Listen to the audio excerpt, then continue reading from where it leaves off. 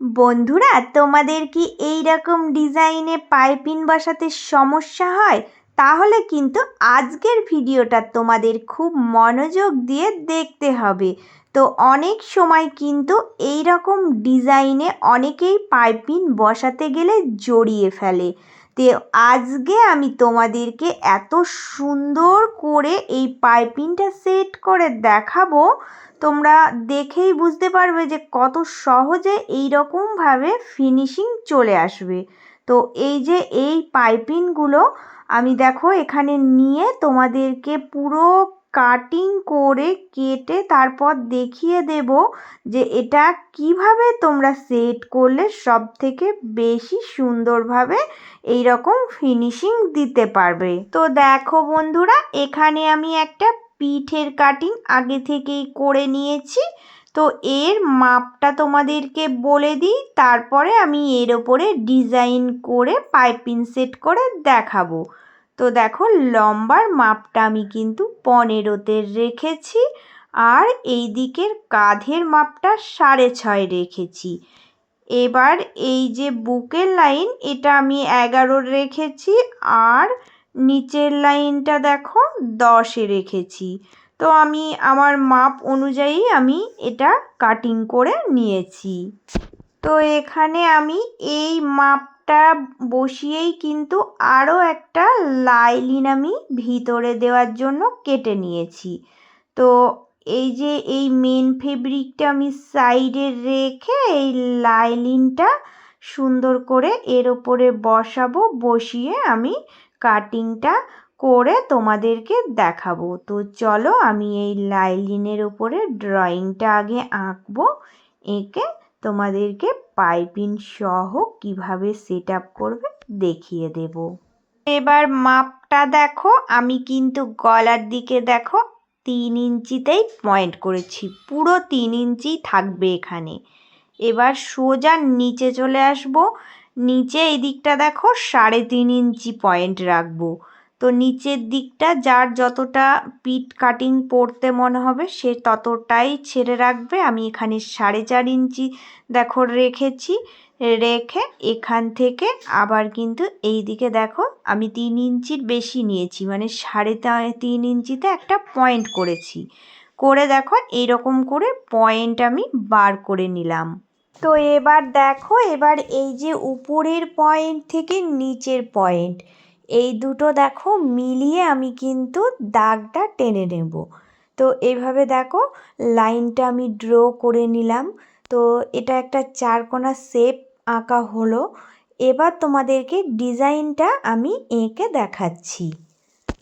তো এবার দেখো, এবার আমি এই যে এই চারকোনা শেপের মধ্যেই দেখো সোজা কিন্তু নিচের দিকেই এই ড্রয়িংটা আঁকবো। তো কিভাবে আঁকছি দেখো, এটা একটা পান পাতার শেপের আকারেই চলে আসছে। তো একদম কিন্তু সহজই আঁকা, শুধুমাত্র হাতটা ঘুরিয়েই একটু ড্রয়িংটা এঁকে নিলেই হয়ে যাবে। তো এইভাবে করে আঁকবে, দেখবে দেখতে বেশ ভালো লাগবে। মানে পিঠের ডিজাইনও এরকম করে সুন্দর আসে, আবার গলাতেও এইরকম ডিজাইন করা যায়। তো আজকে আমি এটা পিঠেই আঁকলাম, কারণ পিঠটা এইরকম ডিজাইনই হবে। তো চলো এবার এটা কাটিং করব। এবার দেখো সুন্দর করে আমি এই ড্রয়িংটা কাটিং করে দেখাচ্ছি, এর শেপটা ঠিক কেমন আসবে।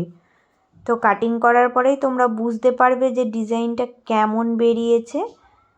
দেখো দেখতে বেশ সুন্দর লাগছে, এই রকম করেই কাটিংটা আমি করলাম। তো এটাতেই আজকে আমি পাইপিংটা কিভাবে বসাবো তোমাদেরকে আমি পরিষ্কার করে দেখিয়ে দেব। দুটো কাটিংই দেখো আমি সেম মাপ করেই করে নিলাম। তো এই লাইনিংটা বসিয়েই মেন যে ফেব্রিকটা ওই কাটিংটাও করে নিলাম। তো এবার চলো এবার আগে জুড়ে নিই দুটো, তারপরে দেখাচ্ছি কি করতে হবে। তো দেখো এই যে এই মেন ফেব্রিকটার ওপরে আমি লাইনিংটা বসাবো, বসিয়ে আগে সেট আপ করে নিচ্ছি। নর্মাল সেলাই দিয়ে জয়েন করে নিলেই হয়ে যাবে। তো এই জয়েন করার পরে দেখো নিচের দিকটা কিন্তু সুন্দর করে আমাকে কাট লাগাতে হবে, যেহেতু ডিজাইনটা আমার নিচেই আছে। তো নিচের দিকটা ছোট্ট ছোট্ট করে দেখো আমি প্রত্যেকটা জায়গায় কিন্তু কাটিংগুলো লাগিয়ে নিচ্ছি। তো কাটিংগুলো লাগিয়ে নিয়ে এবার এটাকে কিন্তু সোজা করতে হবে। তো দেখো এখানে আমি কিভাবে সোজা করে নিচ্ছি। সোজা করার পরেও কিন্তু হাত দিয়ে আমাকে এই ডিজাইনের শেপটা সুন্দর করে নখ দিয়ে চেপে চেপে দেখো এইভাবে করে দেখো আমি রেখে এটা সুন্দর শেপ দিয়ে দিলাম। তো আগে আমি হাত দিয়ে সেট আপ করে নেব, তারপরে কিন্তু আমি পাইপিংটা বসাতে যাব। তো চলো এবার পাইপিংটা সেট তোমাদেরকে দেখিয়ে দিচ্ছি। এবার দেখো এবার আমি এই যে এইখান থেকে পাইপিংটা সেট করব। তো পাইপিংটা ভিতরে আগে বসিয়ে দিলাম, দিয়ে দেখো সুন্দর করে আমি সেট আপ করতে করতে একদম নিচের দিকে চলে আসব। তো যখনই আমি নিচের দিকে এই ডিজাইনটার কাছে আসব তো তখনই কিন্তু আমাকে ঘোরাতে হবে, মানে চাপটা দেখো আমি তুলবো আর হাত দিয়ে এই কাপড়টাকে ঘুরিয়ে নেব। তো তোমরা একটু ভালো করে ফলো করো আমি এটা কিভাবে করছি। দেখো আমি নিচের দিকে পাইপিংটা সোজাসুজি বসিয়ে দেখো ঘোরাচ্ছি আর কিন্তু এটা বসাচ্ছি। একদম কোণায় যখন চলে যাব তো কোণার ওখানে কিন্তু ছুঁচটা দেখো গাঁথায় থাকবে, আর পাইপিংয়ের কোণটা কিন্তু আমাকে মুড়ে এই দিকে ঘুরিয়ে নিতে হবে। তো এই যে এই রকম দেখো যে কোনো একটা দিক জিনিস নেবে তোমরা, এরকম কোনো স্ক্রু নিয়ে কোণাটাকে সোজা করে দেবে। তো পাইপিংটা টেনে এবার এই দিকে ঘুরিয়ে নেবে, আর যেরকম শেপ আমার আছে তো ওই রকম শেপই থাকবে, শুধুমাত্র ঘুরিয়ে নিতে হবে।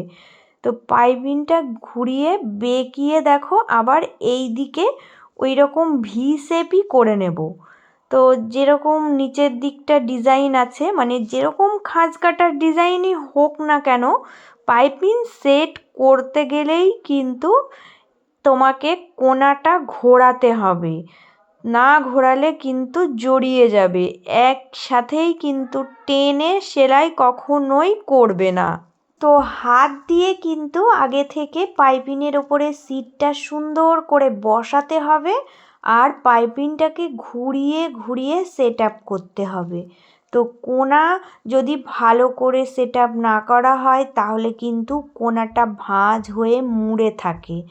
তো তোমরা যারা বুঝতে পেরেছো ভালো, না হলে আমাকে কমেন্ট করো, আমি অবশ্যই তোমাদেরকে আরও সুন্দর করে দেখিয়ে দেব। তো এবার তোমাদেরকে দেখাচ্ছি যেটা কত সুন্দরভাবে দেখো বসে গেছে। তো এইভাবে করেই কিন্তু ডিজাইনগুলোতে পাইপিং বসিয়ে নিতে হয়। তো এই রকম পাইপিং যদি বসাতে যাও, সঠিকভাবে যদি তোমরা না বসাতে পারো তাহলে কিন্তু একদম বাজে লাগবে, ডিজাইনটা দেখতেই ভালো লাগবে না। ওই জন্য বলছি যে পাইপিং যখনই বসাবে আমি যেরকমভাবে বললাম ওই রকম করে করবে, দেখবে কোনো ভাঁজও হবে না, আবার পাইপিংটা সুন্দর করে কিন্তু সেট আপও হয়ে যাবে, ডিজাইনটা দেখতেও খুব ভালো লাগবে। তো আজকে আশা করছি তোমরা বুঝতে পেরেছো আমি কিভাবে পাইপিংটা সেট করলাম। তো দেখো বন্ধুরা, আজকে আমি তোমাদেরকে সহজ টেকনিকে পাইপিং সেট আপ শিখিয়ে দিলাম, দেখতে কতটা সুন্দর লাগছে দেখো। তো তোমরাও কিন্তু এইভাবে করে সেটিং করে নেবে, দেখবে খুব সুন্দর ফিনিশিং আসবে। তো আজকের ভিডিওটা এটুকুই, তোমরা সবাই কিন্তু অনেক অনেক ভালো থেকো, সুস্থ থেকো। চলে আসবো আবারও একটা অন্য কোনো ভিডিওর সাথে।